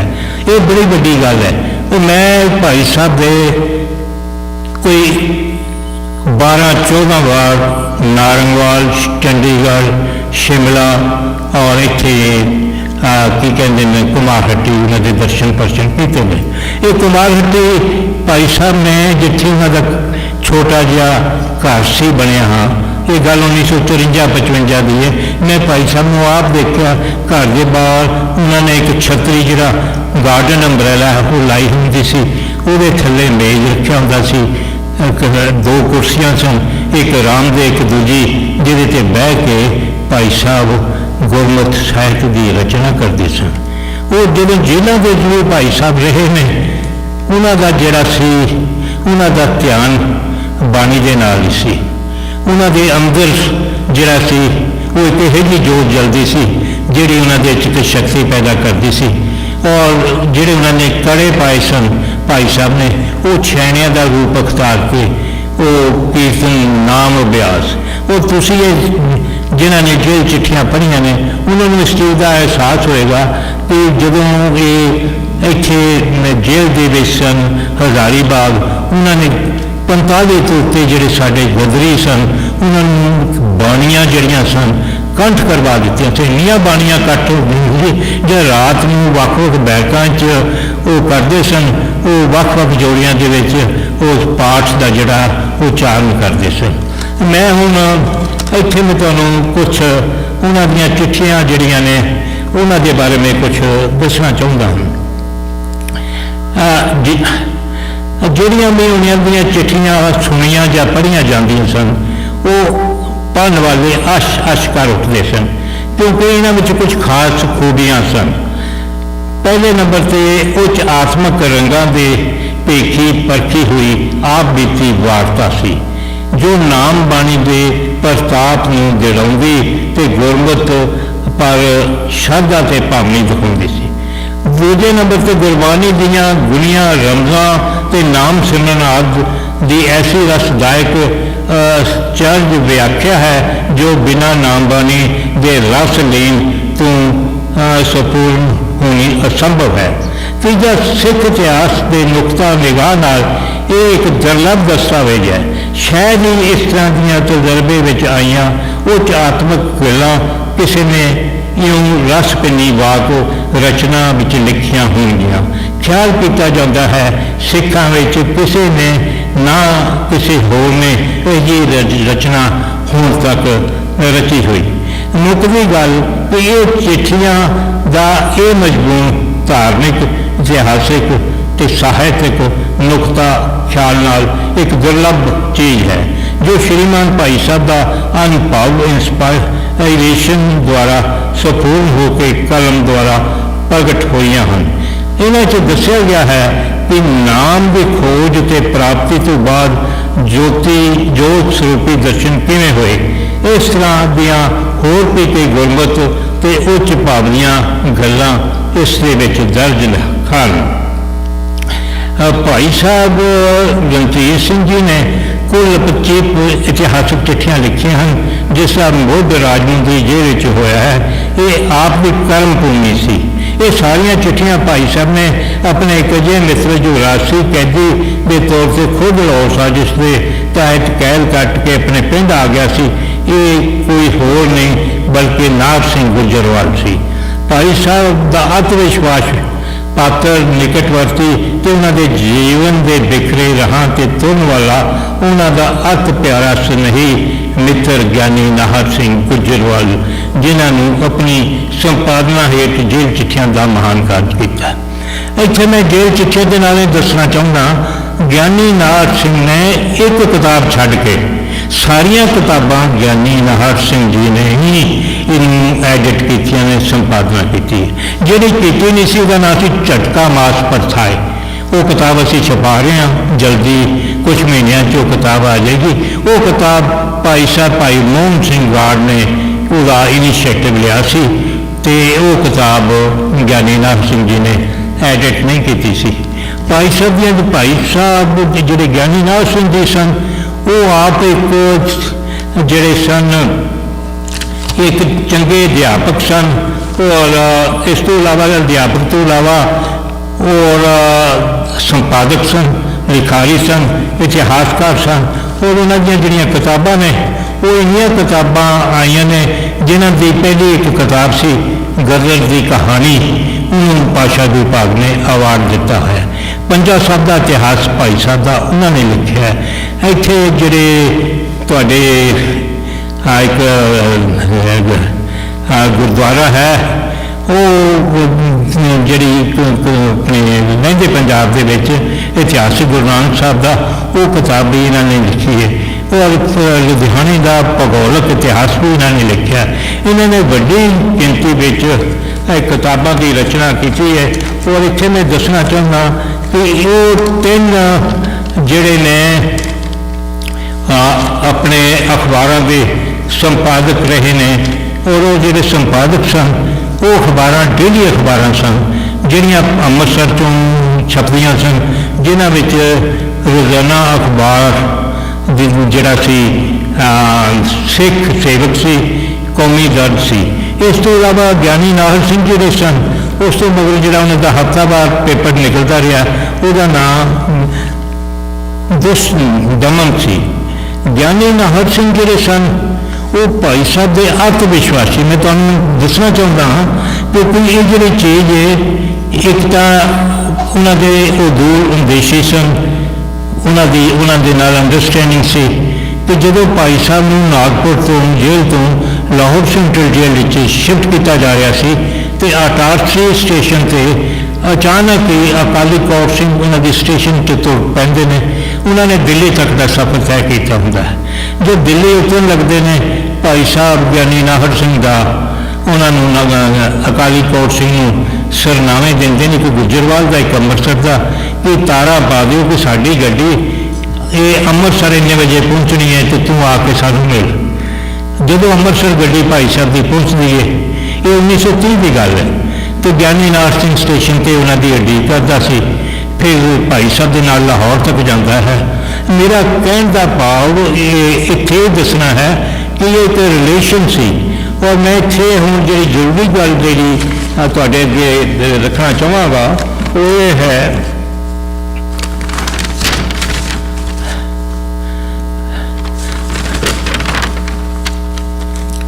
ਜਿਹੜੀ ਚਿੱਠੀ 19 ਮਾਰਚ ਨੂੰ ਭਾਈ ਸਾਹਿਬ ਨੇ ਇਹਨਾਂ ਨੂੰ ਲਿਖੀ ਗਿਆਨੀ ਨਾਹਰ ਸਿੰਘ ਨੂੰ, ਉਹਦੇ ਵਿੱਚ ਉਹ ਇਸ ਤਰ੍ਹਾਂ ਉਹਨਾਂ ਨੂੰ ਸੰਬੋਧਨ ਕਰਦੇ ਨੇ, ਮੇਰੇ ਪਰਮ ਹਿਤੂ ਵੀਰ ਪਿਆਰੇ ਸ਼੍ਰੀਮਾਨ ਭਾਈ ਨਾਹਰ ਸਿੰਘ ਜੀ, ਵਾਹਿਗੁਰੂ ਜੀ ਕਾ ਖਾਲਸਾ ਵਾਹਿਗੁਰੂ ਜੀ ਕੀ ਫਤਿਹ। आपने इशारे मात्र जो बाद की दशा दसी है वो साढ़े अपने अनुमान अनुसार पूरी उतरती दसी है। आपने जो उपराला दास के जीवन लिखण का किया है, आप दे उत्साह अनुसार मैं आपनू इसकी हलाशेरी ना देना आपका दिल तोड़ना समझदा हाँ, पर आपने जो जीवन चरित्र का पद लिखा है इस पढ़ के मैनू बड़ी लज्जा आई है। ਵੀਰ ਜੀ ਮੈਂ ਇਸ ਯੋਗ ਨੇ ਚਰਿੱਤਰ ਤਾਂ ਮਹਾਂਪੁਰਸ਼ਾਂ ਦੇ ਜੀਵਨ ਦੇ ਹੁੰਦੇ ਨੇ। ਮੈਂ ਤਾਂ ਇੱਕ ਆਦਮ ਤੇ ਅਲਪਗ ਜੀਵ ਹਾਂ ਜਿਸ ਵਿੱਚ ਕੋਈ ਅਜਿਹਾ ਗੁਣ ਨਹੀਂ ਜਿਸ ਦੇ ਕਿ ਜੀਵਨ ਦੇ ਕਿਸੇ ਅੰਗ ਉੱਪਰ ਥਾਏ ਕਿ ਚਰਿੱਤਰ ਦੇ ਪਦ ਘਟ ਸਕੇ। ਸੋ ਕਿਰਪਾ ਪੂਰਵਕ ਚਰਿੱਤਰ ਦਾ ਪਦ ਜੀਵਨ ਨਾਲੋਂ ਦੂਰ ਕਰਕੇ ਕੋਈ ਹੋਰ ਸਧਾਰਨ ਜਿਹਾ ਪਦ ਨਾਲ ਚਮੇੜ ਦੇਵੋ। मैं आप दे उत्साह तो आपनू हटाना वर्जना योग समझदा हाँ अते बड़ा खुश हाँ कि आपने अपने चिरां तो मन माने संकल्प नू इसे जन्म च पूरा करन दा उद्यम उतारिया है। परंतु सच्ची गल तो यह है कि जीवन तो शहीद ਸਿੰਘਾਂ ਦੇ लिखते होंगे हैं जिन्हों ने कोई निगर पंथ की सेवा की होवे या उच्च कला दे करनी करके दिखा गए हों। मैं तो दिखा गए हों मैं तो जब अपने अंदर नज़र मार के देखता हाँ सब अवगुण में गुण नहीं कोई। सिर्फ देखो भाई साहब का जो लिखा है वो कितनी निमरता वो कितनी निर्मानता भाई साहब ने ये भी कहते हैं कि मैं तेन वर्जदा नहीं हाँ तू कुछ काम करना चाहता है तू लिखण पढ़न का काम करना चाहता है मगर मैं इन्हां गुणों का धारनी नहीं हाँ मैं तो एक मामूली जिहा आदमी हाँ। और उन्होंने अपने आप को एक छोटा जिहा अपना संबोधन करने की कोशिश की अपनी चिट्ठी के विच और उस तो अगे जाके कहते हैं अपनी लेखनी द्वारा लिखण का उत्साह प्रगट करते सी। उस उत्साह की लड़ी में जे दास का नाम भी कितने आ जाता है इस मैनू कोई संग प्रतीत नहीं होती। तूड़ी विच लडूंदरी सोहा नानक ते सह नाले हर हालत में आप का दिल नहीं तोड़ना चाहता। आप का जो अकैत अगमी प्यार मेरे नाल है वो कोई पूर्वले जन्म का अंकुर है अते पर पूर्वले लैन देन जापते हैं। अच्छा होवे रजा प्रेरणा जिमें हुई है तिवें ही वावा। आप दे मेले कई बार प्रथक वांग हुए पर आपने कभी भी ना दसिया कि ये कुछ कर रहे हो। कुछ लिखत पढ़त करते प्रतीत होंदे सी पर चरित्र वाला पाल चढ़ाते कदे ना दिसे।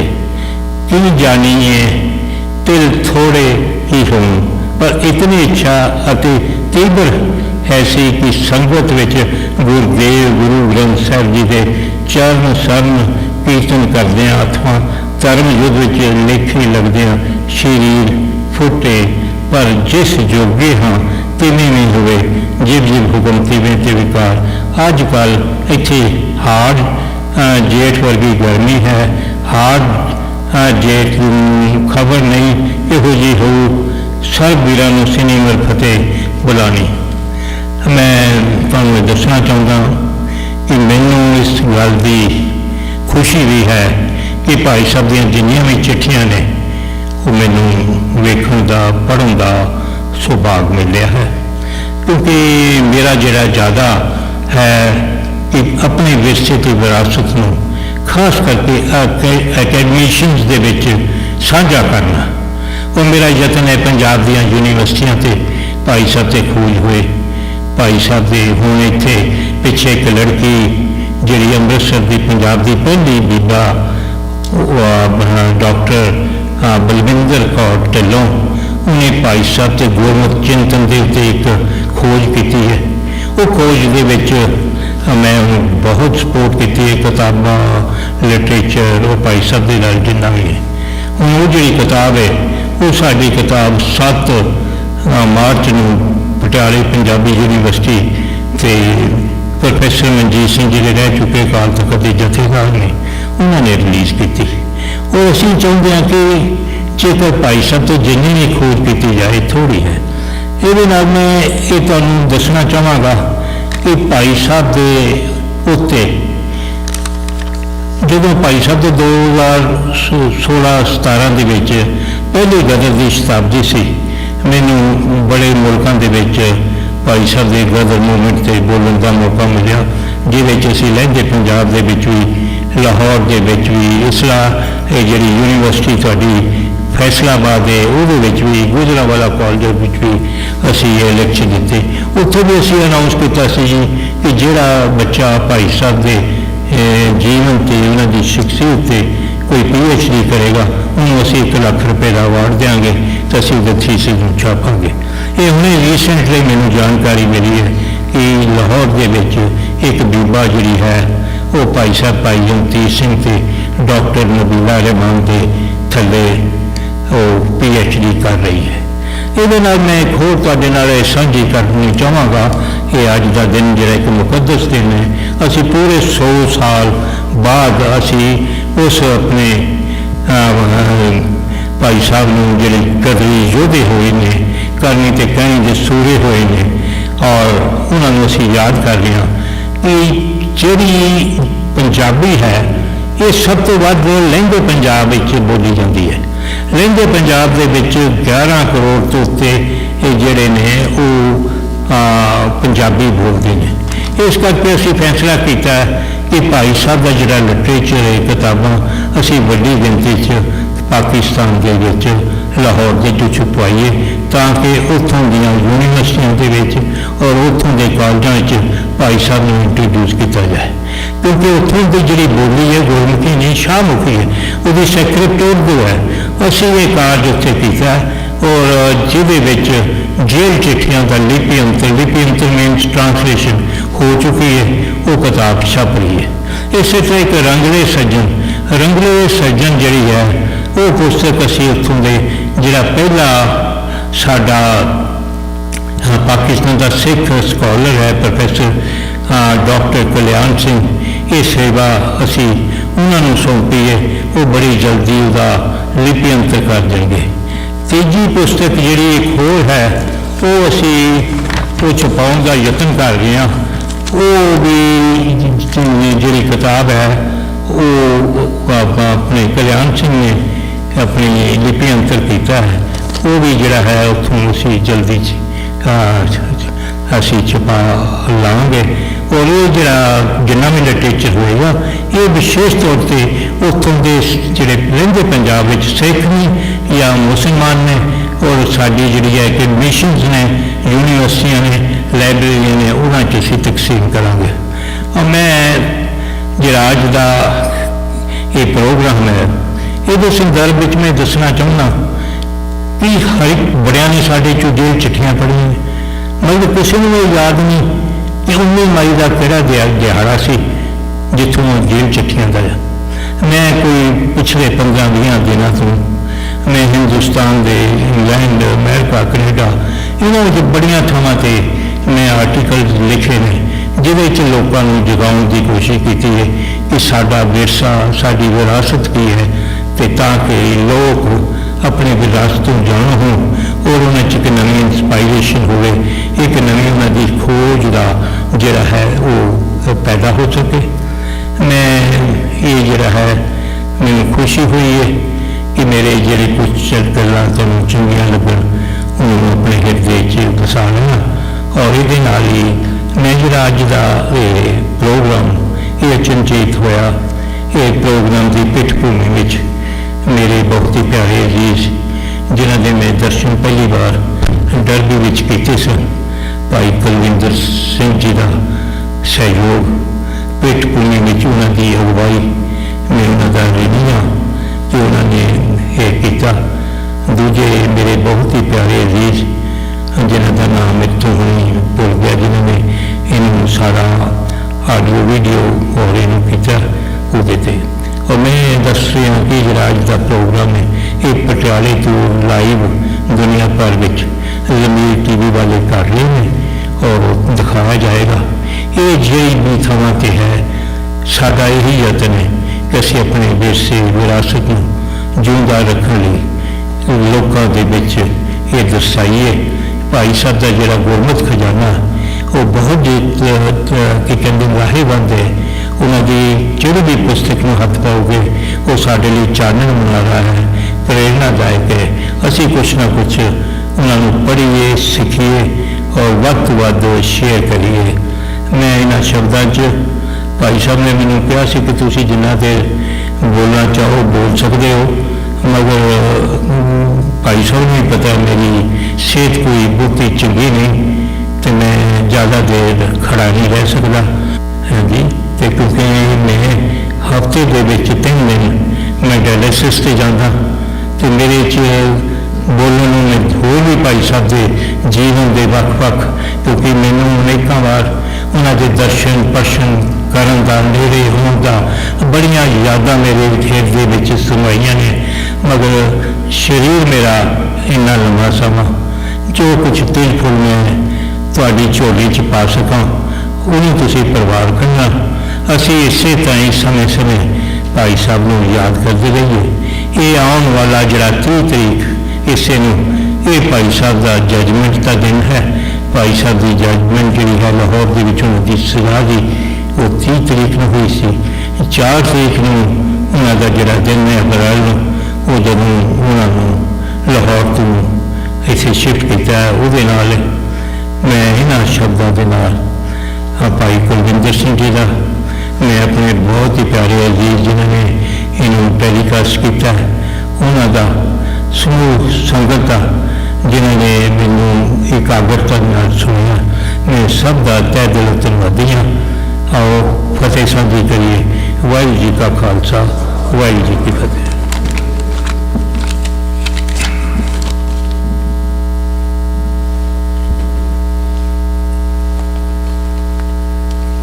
बहुत बहुत धन्यवाद जय तेग सिंह जी अनंत।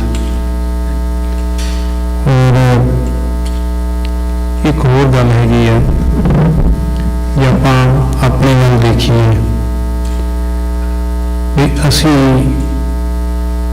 अपने परिवार लिए समा कढ़दे हैं, नितनेम असी अपने लिए करते हैं, पंथ के लिए असी कितना समा दे रहे हैं, पंथक किसी भी कारज के लिए।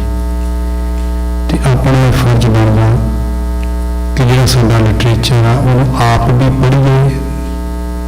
एक तो सानू पता नहीं होंगे भी चोन किहड़ी किताब की करनी, बड़ी मुश्किल होती है, पर भाई साहब जी ने पुस्तक थोड़ा जिहा उन्होंने भाषा जी थोड़ी जी कठिन लगती है, पर जो असी पढ़नी शुरू करते हैं तो इदा का वेग बनता है कि बंदा अंदर ही खुद ही जाता। कमाल की चीज़। मैं पहले जेल चिट्ठियाँ पढ़ी सी अगले सजे में, फिर उस तो बाद मैं गुरमत नाम अभ्यास पढ़ी सी, और जो गुरमत नाम अभ्यास कमाई पुस्तक मैं पढ़ी तो मेरे बहुत सारे जोड़े सवाल से वो दूर हो गए। उस तो बाद दूसरी पुस्तक पढ़िया। सो मेरा कहने तो भाव है साढ़े को समय नहीं होता। जो असी रात को सौ लगे एक पुस्तक के 2-4 पेज पढ़ लीए तो वह बहुत वधिया रहेगा। असी हम संथ्या भी शुरू की है गुरबाणी दी लगामात्रा की विलक्षणता वाली जी भाई साहब की बड़ी वड्डी देन है। असी हैरान रह गए हैं जिदा जिदा पढ़ते हैं कि ग्रामर बंदा बड़ा साधे तरीके दसिया गया। असी हम कल ही पढ़ते थे अवगण गौण अवगण तो अवगण कितने कितने वैसे तो पहला असी सब सब सब सब भब्बे औकड़ है, भब्बा मुक्ता है, भब्बे में सिहारी है, 3 बारी सब शब्द होगा। मतलब कहने तो कि जे असी किसी चीज़ को पढ़ते नहीं सूँ पता नहीं, तुम हैरान रह जाओगे। मैनू हूँ थोड़े विचार होया पता लग्या कि जिन्हें गुरबाणी के क्रियावां होंदियां जिवें करही हाहे नूं सिहारी, पावही हाहे नूं सिहारी, मिलही हाहे नूं सिहारी, दिखावा हाहे नूं सिहारी, जिहड़ियां हाहे नूं सिहारी वालियां क्रियावां होंदियां उदां हुण करे कक्का रारा हाहे नूं सिहारी करे हुंदा, कक्का रारे नूं लाम भी करे हुंदा, कक्का रारे नूं जलावा भी करे हुंदा, करे करे करे। ये तिन्हां दा फर्क की है?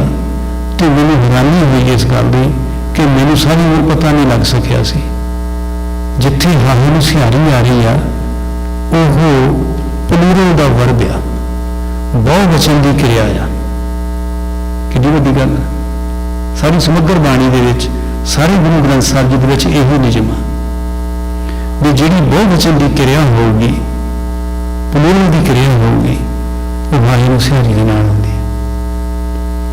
सो मेरा कहण तो भाव आ कई चीज़ां असीं उदां ही गुजरे ये फिर जे असीं ये चीज़ां भुल गए, ये चीज़ां भुल गए तो कौन संभालूगा। हुण आपां इत्थे लड़ीवार स्वरूप का प्रकाश करने आ, पदछेद स्वरूप का भी प्रकाश होंदा। पदछेद स्वरूप तो पढ़ना सौखा है, गुरबाणी में पढ़ना सौखा, लड़ीवार तो पढ़ना थोड़ा जिहा औखा है, पर जो असीं शुरू कर लेने फिर उधर हो जाने। तो जे असीं ना संभालिया, जे असीं ना लड़ीवार स्वरूप के प्रकाश किए तो अलोप हो जाना, खत्म हो जाना, फिर साडा विरसा तो गया, साडा तो सब कुछ चल गया। सो कहने तो भाव आ मेरी बेनती है कि धन्यवाद है भाई साहब होना का। 3 बारी हॉस्पिटल जाते हैं डायलिसिस के लिए, फिर भी ये उद्यम करी जा रहा है। कुछ इन्होंने संभालिया हुई चीज़ां ਇੱਕ ਇਹਨਾਂ ਦੇ ਕੋਲੋਂ ਗੁਟਕਾ ਮੈਂ ਲੈ ਕੇ ਆਇਆ ਹਾਂ, ਛੋਟਾ ਜਿਹਾ ਗੁਟਕਾ ਹੈ ਜਪਜੀ ਸਾਹਿਬ ਦਾ। ਮੈਂ ਕਿਤੇ ਨਹੀਂ ਦੇਖਿਆ, ਪੁਰਾਤਨ ਗੁਟਕਾ ਆ। ਉਹਦੇ ਵਿੱਚ ਕੀ ਹੈ ਮੈਂ ਤੁਹਾਡੇ ਨਾਲ ਸਾਂਝਾ ਕਰ ਦਿੰਦਾ। ਆਪਾਂ 3 ਸ਼ਬਦ ਆਉਂਦੇ ਜਪਜੀ ਸਾਹਿਬ ਜੀ ਦੇ ਵਿੱਚ, ਉਹਨਾਂ ਦੇ ਰੂਪ ਜਿਹੜਾ ਬਣਿਆ ਹੋਇਆ ਆ ਉਹ ਹੈਗਾ ਅੰਮ੍ਰਿਤ ਵੇਲਾ ਸਚਨਾਮ, ਸਾਚਾ ਸਾਹਿਬ ਸੱਚ ਨੇ ਭਾਖਿਆ ਭਉ ਅਪਾਰ, ਆਖਿਆ ਮੰਗਿਆ ਦੇਖਦੇ, ਦਾਤ ਕਰੇ ਦਾਤਾਰ, ਫਿਰ ਕੇ ਅੱਗੇ ਰੱਖੀਏ ਜਿੱਤ ਦਿਸਾ ਦਰਬਾਰ। ਅਗਲੀ ਤੁਕ ਹੈਗੀ ਆ ਮੂੰਹੋਂ ਕੀ ਬੋਲਣ ਬੋਲੀ ਹੈ ਜਿਸ ਨੂੰ ਧਰੇ ਪਿਆਰ। ਉੱਥੇ ਹੈਗਾ ਮੰਮੀ ਨੂੰ ਔਂਕੜ ਹਾਹੀ ਨੂੰ ਕਰੋੜਾ ਪਾਇਆ ਹੋਇਆ। ਜਿਹੜਾ ਗੁਰਬਾਣੀ ਆ, ਗੁਰਬਾਣੀ ਦੇ ਵਿੱਚ ਅੱਖਰ ਦੇ ਉੱਪਰ ਬਿੰਦੀ ਲਿਖੀ ਜਾਂਦੀ ਹੈ, ਉਹ ਬਿੰਦੀ ਹੋੜੇ ਨਾਲ ਜੁੜ ਕੇ ਕਰੋੜਾ ਬਣ ਗਿਆ। ਉਹ ਜਿਹੜਾ ਗੁਟਕਾ ਇਹਨਾਂ ਦੇ ਕੋਲ ਆ, ਛੋਟਾ ਜਿਹਾ ਗੁਟਕਾ ਆ, ਪੁਰਾਣਾ ਗੁਟਕਾ ਆ, ਮੇਰਾ ਖਿਆਲ 100 ਸਾਲ ਦੱਸਦੇ ਸੀ ਪੁਰਾਣਾ ਗੁਟਕਾ ਆ, ਉਹਦੇ ਵਿੱਚ ਉਹ ਬਿੰਦੀ ਪਈ ਹੋਈ ਹੈ। ਉਹਦਾ ਟਿੱਪੀ ਦਾ ਰੂਪ ਧਾਰਨ ਕੀਤਾ ਹੋਇਆ ਬਿੰਦੀ ਨੇ, ਪੂਰੇ ਉਹਦੇ ਮੂੰਹ ਵਿੱਚ ਵੀ ਟਿੱਪੀ ਦਾ ਰੂਪ ਧਾਰਨ ਕੀਤਾ। ਇਹ 3 ਸ਼ਬਦ ਸੀਗੇ। ਇੱਕ ਸੀਗਾ ਇਹ ਜਿਹੜਾ ਹੁਣ ਆਪਾਂ ਪੜ੍ਹ ਕੇ ਹਟੇ, ਮੂੰਹ ਤੋਂ ਬੋਲੇ ਨਾਨਕ ਜੇ ਕੋ ਆਪੋ ਜਾਣੇ, ਉੱਥੇ ਵੀ ਪੱਪੇ ਨੂੰ ਹੋੜਾ ਤੇ ਬਿੰਦੀ ਸੀ। ਇੱਕ ਦੀ ਜੀਭੋਂ ਲੱਖ ਹੋਏ, ਉੱਥੇ ਵੀ ਜੀਭੋਂ ਤਾਂ ਕੋਈ ਸ਼ਬਦ ਨਹੀਂ ਨਾ ਹੁੰਦਾ, ਪੱਬੇ ਨੂੰ ਕਨੌੜਾ ਪਾਇਆ ਹੋਵੇ, ਉੱਥੇ ਬਿੰਦੀ ਸੀਗੀ, ਕਨੌੜੇ ਨਾਲ ਉੱਪਰ ਹੋੜੇ ਨਾਲ ਜੁੜ ਗਈ, ਕਨੌੜਾ ਬਣ ਗਿਆ। ਇਹ ਖੋਜ ਜਿਹੜੀ ਸੀਗੀ ਇਹ ਭਾਈ ਜੋਗਿੰਦਰ ਸਿੰਘ ਜੀ ਤਰਵਾੜਾ ਹੋਣਾ ਨੇ, ਇਹਨਾਂ ਦਾ ਇੱਕ ਪੈਨਲ ਬਣਿਆ ਸੀ, ਭਾਈ ਸਾਹਿਬ ਹੋਣਾ ਨੇ ਕੀਤੀ ਸੀ। ਪਰ ਉਹ ਮੈਨੂੰ ਕਦੇ ਦਿਸ ਨਹੀਂ ਸੀ ਰਿਹਾ ਕਿਤੇ ਮੈਂ ਪੁਰਾਤਨ, ਆਪਾਂ ਕਿਹੜੇ ਆਪਾਂ ਦਰਸ਼ਨ ਕਰਦੇ ਹਾਂ ਸਾਰੇ, ਆਪਣੇ ਕੋਲ ਹੈ ਨਹੀਂ ਸੋਰਸਿਸ। ਇਹਨਾਂ ਦੇ ਕੋਲ ਮੈਂ ਗੁਟਕਾ ਲੈ ਕੇ ਮੈਂ ਕਿਹਾ ਹੈਰਾਨੀ ਵਾਲਾ। ਫਿਰ ਉਸ ਗੁਟਕੇ ਦੇ ਵਿੱਚ ਜਿਹੜੀ ਮੂਲ ਮੰਤਰ ਹੈ, ਉਸ ਤੋਂ ਬਾਅਦ ਜਪ ਦਾ, ਡੰਡੀਆਂ ਦਾ, ਮਤਲਬ ਸਾਰਾ ਜਿਹੜਾ ਪੁਰਾਤਨ ਜਿਹੜਾ ਉਹ ਦਿਖ ਰਹੀ ਹੈ। ਤੇ ਉਹ ਹੁਣ ਇਹਨਾਂ ਨੂੰ ਮੈਂ ਬੇਨਤੀ ਕੀਤੀ ਸੀ, ਮੈਂ ਤਾਂ ਡਿਜੀਟਲ ਕਰ ਦਿੰਦੇ ਆ ਵੀ ਉਹ ਥੋੜਾ ਟਾਈਮ ਲੱਗਣਾ ਆ, ਉਹ ਕਰਕੇ ਮੇਰਾ ਕਹਿਣ ਤੋਂ ਭਾਵ ਇਹ ਵੀ ਇਦਾਂ ਦਾ ਖਜ਼ਾਨਾ, ਇਦਾਂ ਦੇ ਹੋਰ ਗੁਰਸਿੱਖ ਹੋਣਗੇ ਆਪਣੇ ਪੰਥ ਵਿੱਚ, ਹੋਰ ਵੀ ਹੋਣਗੇ, ਉਹਨਾਂ ਦੇ ਕੋਲ ਪਿਆ ਆ, ਪਰ ਸਾਡੀ ਅਪਰੋਚ ਜਿਹੜੀ ਉਹਨਾਂ ਤੱਕ ਨਹੀਂ ਹੋ ਸਕੀ। ਸੋ ਮੈਂ ਬੇਨਤੀ ਕਰਦਾ ਵੀ ਜੇ ਤੁਹਾਡੇ ਕੋਲ ਵੀ ਕਿਸੇ ਦੇ ਕੋਲ ਕੋਈ ਚੀਜ਼ ਇਸ ਤਰ੍ਹਾਂ ਦੀ ਪੁਰਾਤਨ ਸਾਡੇ ਨਾਲ ਸਾਂਝੀ ਕਰਨ ਵਾਲੀ ਆ ਤੇ ਜ਼ਰੂਰ ਕਰਿਆ ਕਰੋ। ਆਪਾਂ ਮਹੀਨੇ ਦੇ ਵਿੱਚ ਇੱਕ ਵਾਰੀ ਅੱਧਾ ਘੰਟਾ ਕੀਰਤਨ ਤੋਂ ਬਾਅਦ ਆਪਾਂ ਲਾ ਸਕਦੇ ਹਾਂ। ਇਹ ਸਾਡੇ ਲਈ ਫਾਇਦੇ ਵਾਲੀ ਗੱਲ ਆ, ਸਾਡੇ ਬੱਚਿਆਂ ਦੇ ਲਈ, ਸਾਡੇ ਲਈ ਇਹੋ ਉਦੋਂ ਵਾਲੀ ਗੱਲ ਆ। ਭੁੱਲਾਂ ਵੀ ਖਿਮਾ। ਬਹੁਤ ਧੰਨਵਾਦ ਭਾਈ ਸਾਹਿਬ ਹੁਣਾਂ ਦਾ। ਵਾਹਿਗੁਰੂ ਜੀ ਕਾ ਖਾਲਸਾ